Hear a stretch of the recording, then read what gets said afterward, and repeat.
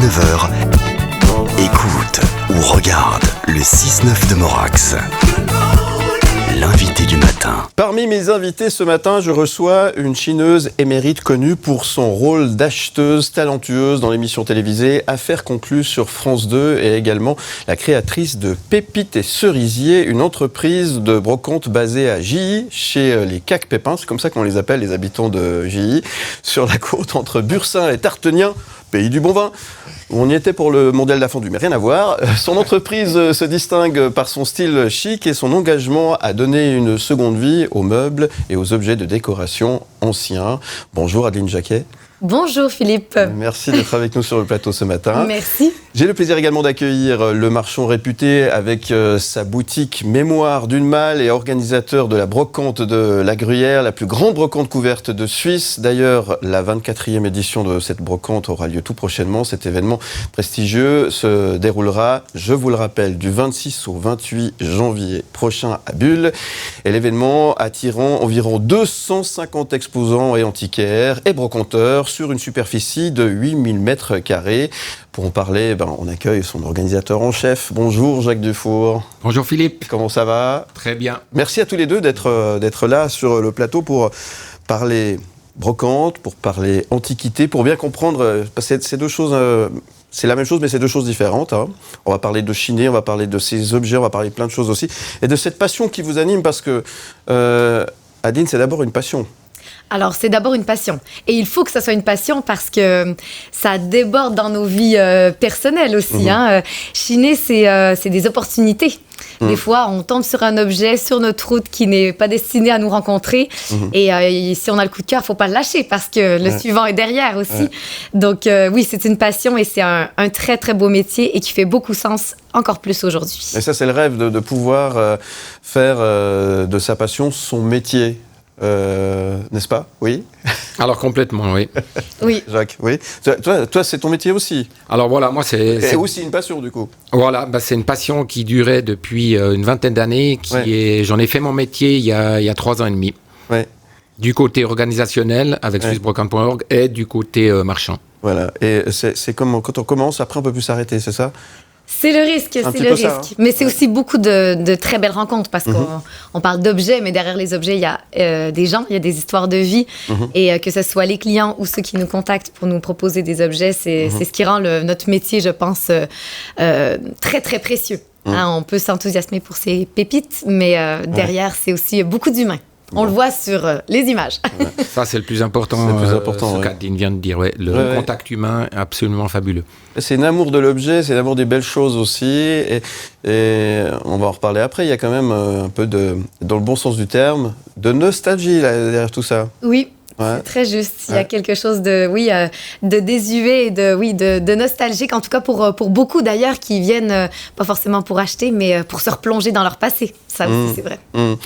Comment ça s'est déclenché pour vous, cette passion ? C'est quoi, la visite de grenier ? C'est aller chiner ? C'est aller faire des vides-greniers ? C'est quoi ? Qu'est-ce qui a déclenché finalement cet amour de l'objet pour Jacques, par exemple ? Alors pour moi, ça remonte à il y a environ 25 ans quand ma fille a commencé à vendre ses premiers jouets. Ah, oui. Donc là, on était typique dans le vide-grenier. Ouais. Je l'ai aidé et après vide-grenier, on est vite limité avec des objets contemporains.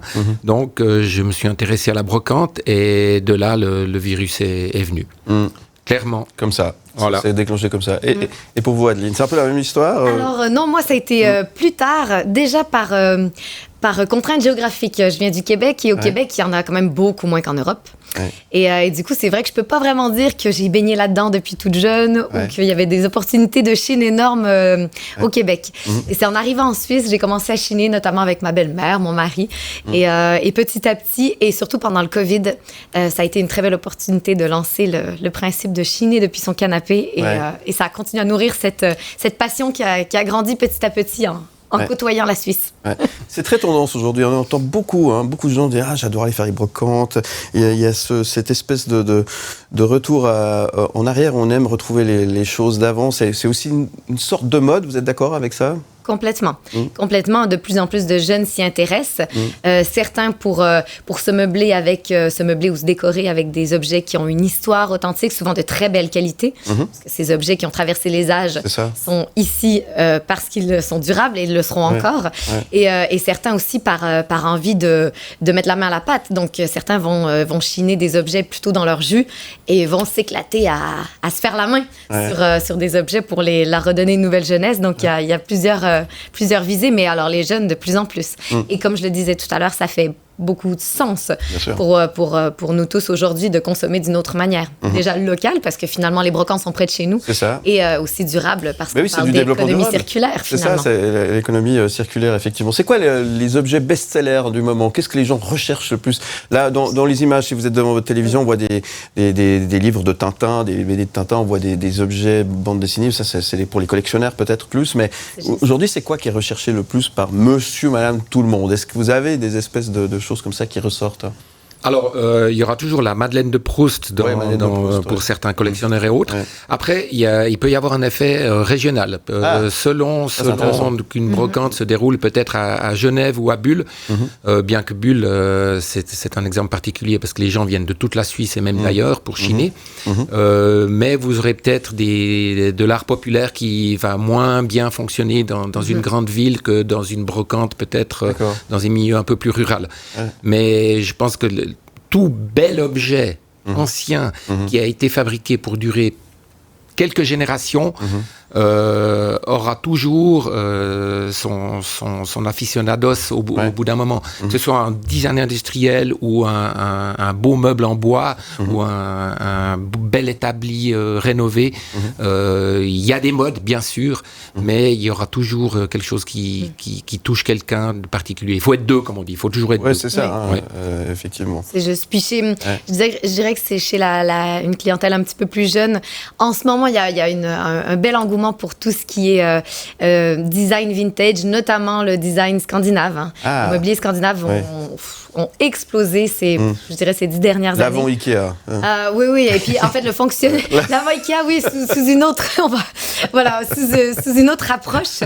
Mais ils font des choses incroyables aussi, on va se le dire. Oui, non, c'est pas les mêmes je ne critique pas du tout. C'est ça. Mais là, ça a vraiment... Ça a vraiment décollé et ça a encore beaucoup le vent en poupe. Ces mobiliers, pourtant, très simples dans leur ligne, dans leur forme, mais très beaux de qualité, excessivement fonctionnels et en fait, pourquoi ça a la cote, même notamment chez nous en Suisse, c'est que c'est très adapté à nos petits espaces. Oui, c'est ça. Donc, très ergonomique. Et ça, du coup, les jeunes, notamment, qui ont des petits appartements ou des espaces un peu moins grands, en raffolent. C'est beau, c'est de qualité et ça convient à nos petits lieux. Il y a cette mode vintage aussi un petit peu qui reste, effectivement. Bon, Adeline, pour vous, ça va être votre première participation à cette grande brocante. Vous l'appréhendez un petit peu oui? Alors, plus que de l'appréhender, je me réjouis beaucoup. Je suis très reconnaissante d'être si bien accompagnée. Jacques sait mettre à l'aise tout type de public, que ce soit les exposants, les clients, les partenaires. Et du coup, c'est vrai qu'il m'a, depuis le début, bien accompagnée sur voilà comment ça se passe, voilà les typologies d'univers, en fait, et de clients, et la logistique. Et pour moi, c'est effectivement une première. J'ai très peu fait de brocante comme ça, principalement parce que ma brocante était axée en ligne. Et du coup, c'est aussi très bien, comme j'en parlais, c'est un métier de contact humain. C'est super de pouvoir être au plus près des gens et les rencontrer. Et ça va vous changer du plateau de France 2 à faire conclure. Et ça change complètement, même si à chaque rencontre, on y revient quand même un petit peu. Mais c'est très chouette aussi, c'est des sujets de discussion. De 6h à 9h, écoute ou regarde le 6-9 de Morax. L'invité du matin. Les invités de ce matin, à la quête d'objets rares, précieux, voire simplement originaux, les amateurs se rassemblent dans l'atmosphère des brocantes où les parfums du passé sont savourés et les racines retrouvées. Entre l'univers de la brocante et celui des antiquités, l'amour pour l'époque révolue se transmet de génération en génération. En Suisse romande, l'organisation de brocantes fleurit absolument partout, réjouissant les passionnés de Chine. Et et des passionnés. Il y en a 2 sur le plateau et je suis très content de les avoir avec moi sur le plateau ce matin. C'est Adeline Jacquet et Jacques Dufour qui sont en train de préparer l'exposition incroyable. Je dis exposition, mais c'est une brocante. C'est là où tout le monde est cordialement invité à venir chiner du 26 au 28 janvier prochain à Espace Gruyère à Bulle. Et ça, c'est un événement très, très attendu. Et je peux vous dire, je connais Jacques Dufour, il ne tient plus en place. Moi, ça fait 6 mois qu'il m'en parle. Ça fait 6 mois qu'il me dit, il ne faudra pas oublier, 26, j'ai dû noter dans l'agenda. C'est parfait, si c'est noté, on vous attend. Non, il tient plus. C'est vrai, j'exagère à peine. Complètement. Je dirais que ça fait même une année que je t'en parle, parce que ça date de la dernière édition. Ouais.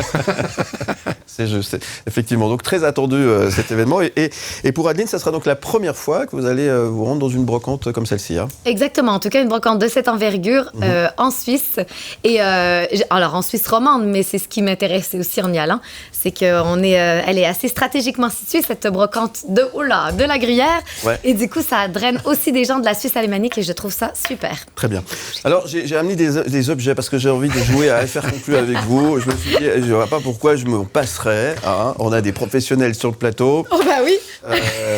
Je voulais proposer à un collègue de venir sur le plateau, notre senior. Je voulais lui demander, mais si ça passe pas au brocante, ça marche pas. C'est une petite boutade. Mais par contre, on joue à FR Conclu, vous êtes d'accord ? Alors oui, Jacques, t'es d'accord ?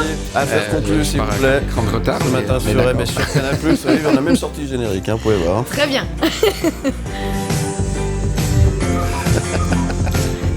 On est comme à la maison. Bon, alors Adeline Jacquet, alors il faut que j'explique tout parce qu'on a des personnes qui nous écoutent à la radio qui n'ont pas l'image. Ils pourront aller voir évidemment tout à l'heure sur mlemedia.ch en podcast. J'ai apporté avec moi cet instrument, c'est un clairon. Vous pouvez le voir, il est magnifique, il est bien conservé, il est en très très bonne qualité. Vous voulez le prendre en main ? Je le regarde volontiers. Je vous laisse regarder. Alors, je n'irai pas tester s'il est fonctionnel, mais à moins que vous me le demandiez. Mais si bon. vous voulez souffler dedans. Je vais peut-être laisser Jacques le faire. Ne vous gênez pas. Il fonctionne en tous les cas. Cet objet... Alors, est-ce que les instruments, c'est tendance... Moi, j'aime beaucoup les instruments de musique. Dans une brocante, est-ce qu'on les trouve facilement, les instruments de musique ? Une trompette, un clairon, un tambour ou un saxophone ou que sais-je, peu importe. Le spécialiste, qu'est-ce qu'il dit ? Alors, on n'en trouve pas si facilement que ça, mais il y a de la demande, oui. À chaque brocante, il y a des collectionneurs ou des intéressés qui passent sur le stand demander est-ce que vous avez des instruments de musique ? Oui, il y a une demande, clairement. Okay. Ouais. D'accord. Ça touche plutôt des collectionneurs, c'est vrai. Mais oui, il y a une demande, c'est juste. Bon, alors, combien il vaut ce machin ? Alors, un truc peut-être qui est quand même vraiment important avant de commencer à parler de combien il vaut, ou en tout cas ce qui est nécessaire à regarder, c'est qu'il y a l'objet, il y a sa qualité, il y a son état de conservation, mais la première chose que j'ai regardé quand vous me l'avez passé, c'est est-ce qu'il y a une signature, une estampille, quelque chose. Il y a de la poussière en tout cas. Et vous l'avez pas vu ? Regardez. Alors, oui, il y a une estampille ici, effectivement. Exactement. Alors, c'est tout de suite le coup d'œil de la professionnelle. Hein. C'est quand même important parce que ça influe aussi beaucoup sur la valeur d'un objet. Malheureusement, je ne m'y connais pas assez en instrument de musique pour savoir. J'ai vu que c'était donc français et fonctionnel. On a confirmé. Voilà.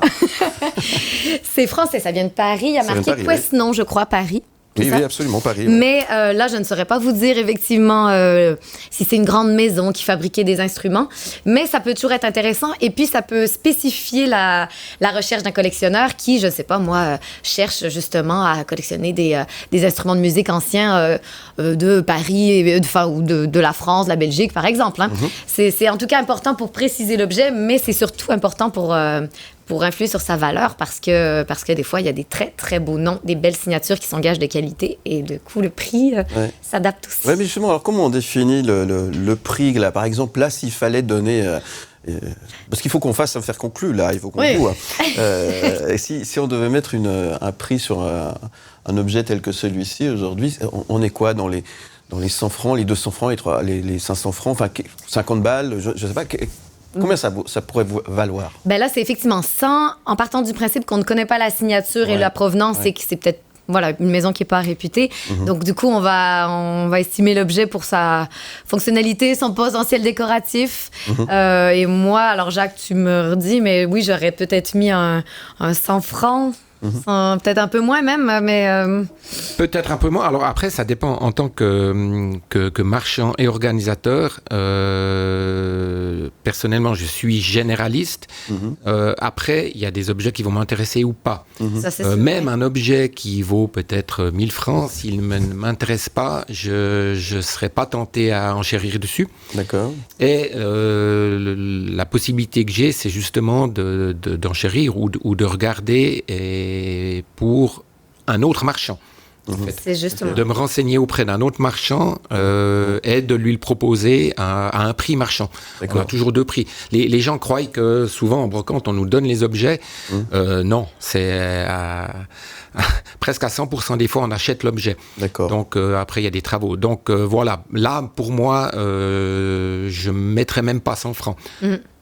Et comme il dit, effectivement, il y a le prix marchand.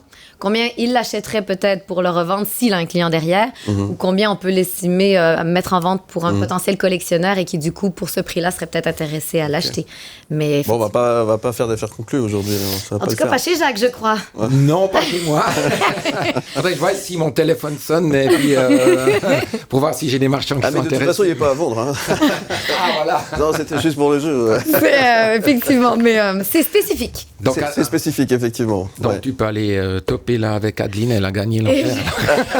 Et je précise, parce qu'effectivement, là, pour le moment, j'ai pas non plus de clients derrière. Mais on m'a toujours dit, on apprend en achetant aussi. Oui, c'est ça. En tout cas, quand on en fait un métier. Donc, des fois, je suis très tentée d'acheter un objet sans savoir à qui, quoi, comment le proposer. Mais en fait, c'est ce qui après déclenche une démarche pour trouver le bon acheteur et du coup se renseigner sur tout un univers qui nous était inconnu. Ça, c'est super intéressant. Alors là, il y a un aspect collection peut-être aussi. Les collectionneurs, là aussi, les collectionneurs peuvent faire surenchérir finalement les produits. Alors c'est là que se mettent les limites finalement. C'est l'acheteur finalement qui fait le prix à quelque part. Qui va donner finalement la limite. Alors, ceux qui collectionnent les montres, par exemple, on peut trouver des montres, j'imagine. Il y en a qui peuvent mettre énormément dans une collection de montres. Mais là, c'est qui définit véritablement la limite ? C'est le brocanteur, le vendeur ou l'acheteur ? Alors, l'exemple des montres, maintenant, qui est un sujet très porteur, il y a des cotes, il y a une analyse, est-ce qu'elle fonctionne ou pas. Et après, il y a deux personnes qui se battent pour cet objet pour leur propre raison. Collection ou parce que ça leur rappelle quelque chose. Entre eux, ils peuvent faire monter le prix. Après, le brocanteur, généralement, on connaît notre prix d'achat. On connaît les heures qu'on a passées dessus ou pas, et on se fixe un prix plancher auquel on lâche l'objet.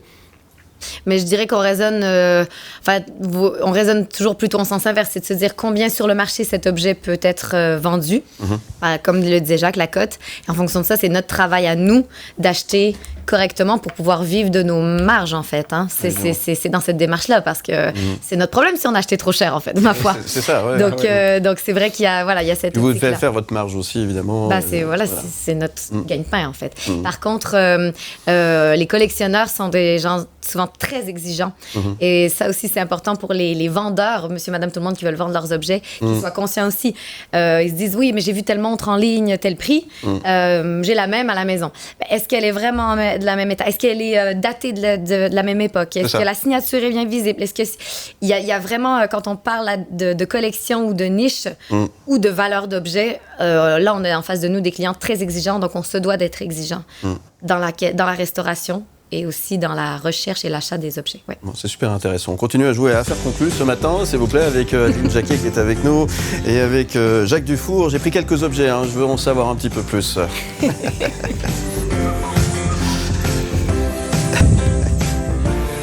Joli.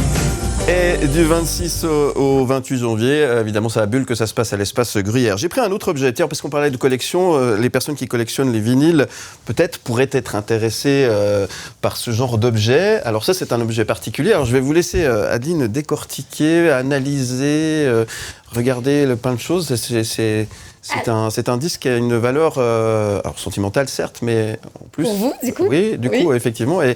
Et du coup, c'est une édition limitée. Donc ça, c'est typiquement le genre de choses qui peuvent intéresser, j'imagine, des acheteurs dans les brocantes. En tout cas, des collectionneurs aussi. Des collectionneurs aussi. Première chose intéressante à savoir, alors bon, c'est pas un grand emballage, mais c'est toujours bien d'avoir l'emballage d'origine. Ça, c'est important. Après, effectivement, dès qu'on parle d'une édition limitée, ça ajoute à la valeur. Ouais. Et puis quand c'est des objets qui ne se refont plus beaucoup. Aujourd'hui, on n'en reproduirait plus énormément. Ouais. Donc, du coup, là, on est sur quelque chose qui pourrait toucher à de la rareté relative. C'est ça. Édition de Noël, et ben c'est super ça. Ouais. On est un petit peu en retard maintenant. Mais fallait venir au mois de décembre. Hein, c'est ça, on a raté le coche. Je vais montrer à Jacques. Est-ce que ça t'évoque des souvenirs, Jacques? Alors, status quo, bien sûr, toute ma jeunesse après les Beatles. Ouais. Maintenant, là, c'est un joli piège. Je te remercie parce que on touche. C'est pour ça que je l'ai pris. Je t'ai refilé le bébé, tu vois. on touche un domaine qui est très très à la mode maintenant. Ouais. Je te répondrai, est-ce que je peux appeler un ami? C'est plus le même jeu, Jacques. C'est pas la même chaîne. Parce que, non, mais j'ai un copain qui a une super boutique à Orbe, la boutique musicale, qui s'y connaît très très bien. Ouais. Et là, voilà, typiquement, je tombe sur cet objet à l'étranger, ou peu importe, ou chez un privé. J'appelle mon ami parce que je lui envoie une photo, parce que ça peut valoir 10 francs comme 2000. Donc, j'ai pas les connaissances. Maintenant, c'est la vente de vinyle. Et ça explose complètement. Les bourses au vinyle, c'est le plein boom. Peut-être dans 10 ans, il n'y aura plus. Il y a 3-4 ans que ça a commencé. Mais ça, on tient peut-être dans les mains un trésor. Et j'ai pas les connaissances pour. Il faut se l'avouer des fois. Ouais. Il faut se l'avouer. Donc là, je téléphone vraiment à mon ami. Et alors justement, dans les brocantes, il y a toujours des gens qui sont là pour pouvoir aussi aiguiller, aider, parce qu'on peut arriver comme ça, avoir un coup de cœur, et puis peut-être acheter quelque chose pas assez cher ou trop cher, justement. Est-ce qu'on peut être un peu aiguillé quand on est un novice? Je pense que Jacques répondait à la question en disant en fait c'est important de s'entourer, c'est-à-dire que même si c'est pas des professionnels du métier, on a tous un copain qui tripe sur les montres, un autre qui est parti en voyage au Danemark et qui a vu un peu le prix du mobilier scandinave. Je pense que oui, c'est important de pouvoir se renseigner. On peut raisonnablement, je pense, faire confiance aux vendeurs, en tout cas pour la provenance, le prix pour tout, mais après c'est chouette d'avoir un avis, et puis même aussi pour est-ce que vraiment je prends ce meuble, est-ce que tu le vois chez moi, là nous en tant que professionnels, après les goûts et les couleurs c'est autre chose. Évidemment. Mais oui, je pense que on n'est jamais seul dans la vie, donc alors à Bulle on aura toujours il y a toujours tellement de monde qu'il y aura toujours quelqu'un pour conseiller. Pour aider. Après, le piège, le piège, c'est Internet. La personne va prendre en photo, va regarder. Et à savoir, ce qui est sur Internet, vous le trouvez, je vous dire n'importe quoi, à 500 francs. S'il est à 500 francs sur Internet, c'est qu'il n'est pas vendu encore. Ouais, c'est ça. Et est-ce que l'état elle-même, celui-là, et je te félicite, il est impeccable. Ouais. Et donc voilà, c'est le piège. Donc le conseil humain sera toujours meilleur que Internet. Et à Bulle, oui, on trouve toujours quelqu'un pour se renseigner. Oui. Bien. Puisqu'on parle de musique, la musique c'est important, on vous a demandé si vous aviez des chansons ou des titres qui pouvaient évoquer quelque chose. Alors, pour vous, Abdul Jacquet, c'est cette chanson de Céline Dion, J'irai où tu iras. Qu'est-ce que passe à côté? Qu'est-ce qu'elle a comme histoire, cette chanson, pour vous? Elle raconte une part de mon histoire, finalement. Ouais. Céline, tout le monde la connaît, c'est une chose. Au Québec, elle est tout aussi appréciée qu'à l'étranger. Alors appréciée, voilà, elle a une longue carrière. Alors c'est des musiques que j'écoutais beaucoup jeune avec mes parents en voyage.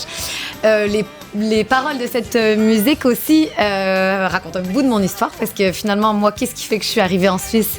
C'est en allant là où mon mari allait. Mon mari, lui, est suisse. Donc, mais vous n'avez pas fait l'Eurovision, vous? Et j'ai pas fait l'Eurovision, non. Et je ne vais pas me lancer là-dedans. Chacun ses spécialités. Et du coup, effectivement, j'ai quitté mon Québec pour aller en Suisse, en suivant mon amour. Et puis, maintenant, une grosse partie de de mon amour, de mes amours est ici. Mais bien chez nous. Et puis c'est punch cette musique, elle est géniale. Franchement, bah oui. Elle met en ambiance dès le matin. Très bien, effectivement. Merci Adeline Jacquet d'être avec nous ce matin. De 6h à 9h, écoute ou regarde le 6-9 de Morax. L'invité du matin. On parle de brocante ce matin. Les brocanteurs, véritables marchands de mémoire qui évoluent dans un univers entre chasse au trésor et caverne d'Ali Baba. C'est un petit peu ça que vous allez pouvoir vivre du 26 au 28 janvier prochain du côté de Bulle à l'espace Gruyère. C'est une caverne d'Ali Baba en fait. Jacques Dufour. Complètement, et c'est énorme, 284 marchands. Les passionnés viennent 2 jours, parce que vous passez 3 fois devant les stands, vous voyez 3 fois des choses différentes, et il y a une atmosphère tellement magique dans ces locaux là-bas, dans ces halles en bois et autres, que oui, c'est vraiment la caverne d'Ali Baba. Il faut venir tôt, parce que les bonnes affaires se font tôt le matin, c'est ça ? Voilà, exactement. Exactement. On ouvre à 10h. Donc, oui, ça va. C'est raisonnable. Alors, ça va.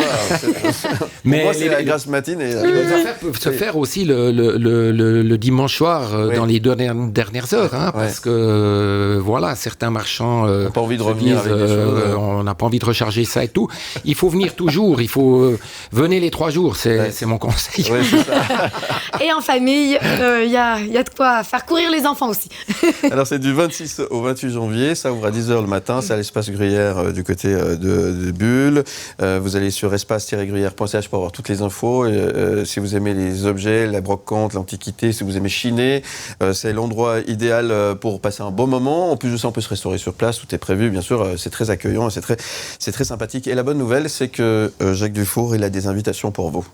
C'est ça ? Voilà, exactement. C'est la classe. Je vais te laisser donner le. Oui, comment alors faire vous envoyez pour partir à la brocante. Si vous désirez aller rencontrer Adeline Jacquet qui sera sur place, Jacques Dufour et puis plus de 250 exposants, c'est ça ? Cette année, 284. On a poussé les murs pour faire de la place, mais au sens propre du terme, on démonte entièrement la patinoire pour accueillir 24 stands de plus qu'il n'était possible de faire. Okay. Alors pour jouer, c'est simple, et pour gagner vos invitations, vous envoyez jeu, JEU, coordonnées complètes maintenant par WhatsApp au 079 121 9000. Dépêchez-vous parce que c'est les premiers arrivés qui seront les mieux servis. Jeu, coordonnées complètes par WhatsApp 079 121 9000. Allez, on joue encore à faire conclure. Moi, j'aime bien ce jeu. Il n'y a pas de souci. Avec Adeline Jacquet qui nous fait le plaisir d'être avec nous ce matin sur le plateau. Et j'ai pris un nouvel objet. Ouf! Alors, ce nouvel objet, Adeline, c'est une caméra Super 8, un peu de collection, on peut le dire, pour celles et ceux qui aiment les appareils c'est qui datent du début du cinéma. Voilà. Qu'est-ce que ça peut valoir, un objet comme celui-ci ? Déjà, c'est parce que quand vous disiez qu'on se replongeait dans le passé, c'est qu'il faut quand même se dire, à l'époque, c'est incroyable d'avoir un objet comme ça aussi compact. Oui, c'est ça. C'est vraiment pas gros pour se dire qu'on... Et elle fonctionne encore. Ça fonctionne et elle fonctionne encore. Très bien. C'était ma première question, exactement. Ouais. C'est génial. Et alors là aussi, il y a des collectionneurs, c'est sûr. Et puis même... il peut y avoir des apprentis collectionneurs. Moi, je m'imagine aussi un jeune qui se lance dans des études de cinéma ou quoi, qui se dit « Attends, je vais commencer à collectionner ou à me renseigner pour comprendre aussi l'histoire du cinéma. » Je trouve ça génial. Alors, en termes de valeur, est-ce que toi, Jacques, tu connais un peu aussi la marque Agfa? Ça te dit quelque chose ou pas? Alors oui, c'est une marque qui n'est pas dans les plus recherchées actuellement. Les marques, je vais peut-être pas citer les marques les plus recherchées, mais là aussi on est de valeur à rien jusqu'à des milliers de francs sur tout ce qui est audiovisuel. Très régional, le Nagra avec Kudelski, toutes des choses qui ont été faites. Hasselblad, tout des choses. Faudrait voir l'intérieur aussi. Quel est le... Je trouve plus mon mot. Alors c'est comme le visuel. Pour ouvrir, c'est comme une cassette à l'intérieur. C'est vraiment, c'est très. Pour l'ouvrir, c'est sur le côté. Enfin, voilà, c'est une caméra Super 8 de l'époque, effectivement. Et dedans, comme une cassette et ça fonctionne encore très très bien. C'est ça qui est assez marrant. C'était Comment vous l'avez... Ah, ça vient de... Ah ouais, non, alors là, je vais parler d'affaires personnelles, ça vient de mon grand-père, en fait. Ouais. Voilà. Et voilà, j'allais dire, et fabriqué, c'est pas du léger, hein, c'est fait pour durer 5 générations. Donc, c'est aussi des objets qui peuvent être Madeleine de Proust ou qui peuvent intéresser le collectionneur. Ouais. Et typiquement, là, tout ce qui est appareil photo, caméra, n'est pas du tout à la mode. C'est pas à la mode. Moulin à café, ancien téléphone, c'est pas trop à la mode, sauf exception. Et puis c'est vrai qu'il y aura, ça va intéresser des non-collectionneurs pour leur potentiel décoratif. Oui. Donc là, on parle vraiment de l'esthétisme de l'objet. Donc un bel instrument en laiton ou en bronze, tout de suite, il y a quelque chose de plus décoratif que finalement si j'ose dire, une petite boîte noire. Voilà. Mais par contre, en termes d'histoire, et puis moi, ce que je dis, je trouve ça fascinant de se dire qu'à l'époque, on pouvait déjà aller à ce niveau-là de fabrication de qualité. C'est fantastique. Là, ça nous fait voyager dans le temps. C'est super. C'est ça. Et c'est ça, en fait, la brocante aussi. C'est voyager dans le temps. Et c'est toujours un vrai plaisir. Bon, j'ai pas les réponses à mes questions, finalement. Vous avez voté en touche. Vous m'avez pas beaucoup aidé. Conseil personnel. Bon, si tu viens sur le plateau d'affaires conclues, les gens veulent se séparer de l'objet. Je te le dirais, garde-le encore quelques années parce qu'il va peut-être un jour, il sera à la mode. Voilà, etc. Moi, là, je lancerais les enchères à 40 francs. OK. Mais on pourrait avoir des belles surprises. Et il suffit, comme on disait, d'avoir un client collectionneur en tête et qui cherche exactement ce modèle. Là, ça peut...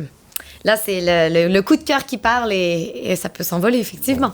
C'est très bien. En tout cas, merci d'avoir joué le jeu quand même ce matin. On rappelle que la brocante de la Gruyère, c'est à l'espace Gruyère à Bulle, du 26 au 28 janvier prochain, dans une dizaine de jours. Vous allez sur espacegruyère.ch pour en savoir un petit peu plus. Sur place, on l'a dit, vous êtes attendus. C'est une fête avant tout, et ça, c'est vraiment très important. Vous pouvez gagner vos invitations. Vous envoyez le code JEU avec vos coordonnées complètes maintenant par WhatsApp au 079 121 9000. Avant de se quitter, on va écouter la musique tout à l'heure de Jacques, quand même, qu'il a choisi pour aujourd'hui. Mais avant ça, on a le minuteur. Et ça va être un peu spécial puisque vous êtes 2 aujourd'hui. Donc, je vais poser une question, chacun votre tour, d'accord ? Donc, on a 1 minute pour répondre à un maximum de questions. On va commencer, galanterie oblige, par notre amie Adeline, d'accord ? Et la deuxième question sera pour Jacques, et la troisième, etc. Vous avez compris ? Mais c'est 1 minute, mais il faut répondre du tac au tac. Ça va très très vite. Vous êtes prêts ? Essayez. Oui, on y va ? On est Attention, prêt. Rien ne va plus, c'est parti. Brocanteur, c'est un métier ou un plaisir ? Un plaisir. Pensez-vous que tout le monde a quelque chose à vendre ? Oui. Et si vous ne pouviez pas si vous deviez emporter une chose sur une île déserte, laquelle serait-elle ? Mes enfants, mon mari. Quel est votre hobby le plus insolite à part chiner ? Essayer de grimper l'école en vélo aussi vite que je le faisais à l'époque. Vous êtes plutôt diamant ou perle ? Diamant. Que ferez-vous dans 5 ans ? Toujours la même chose, j'espère. Quel est le meilleur cadeau que vous ayez jamais reçu ? Un tableau. Quel est votre plus grand souhait ? La santé. Comment dépenseriez-vous 1 million ? Là, tout de suite. Je créerais une immense brocante pour toute la Suisse. Que ferez-vous les 26, 27 et 28 janvier prochains ? Alors, comme tu dis bien, je serai au taquet avec une superbe équipe à Espace Gruyère. Et quel objet rêvez-vous de trouver dans une brocante ? Ça, c'est une question que je pose à tous les deux. Alors, on a le temps juste de le méditer 2 secondes. Le minuteur est terminé. T'as déjà, toi, cette réponse à cette question ? Alors, moi, j'ai une réponse facile parce que, en fait, les objets que j'adore, je les garde chez moi 6 mois à 1 année et après, je les revends. Ouais. Donc, mais toi, si tu cherches un truc, là, c'est quoi ? Faut qu'on accélère. Alors, le vélo d'Eddie Merckx. D'accord. Et pour Adeline ? Et ça serait un canapé très design, couleur vive. C'est ça, ok. Mais vraiment très décalé. Très décalé. Et ça, c'est la chanson qu'a choisie Jacques Dufour. Cette chanson, c'est « Je rêve d'ailleurs ».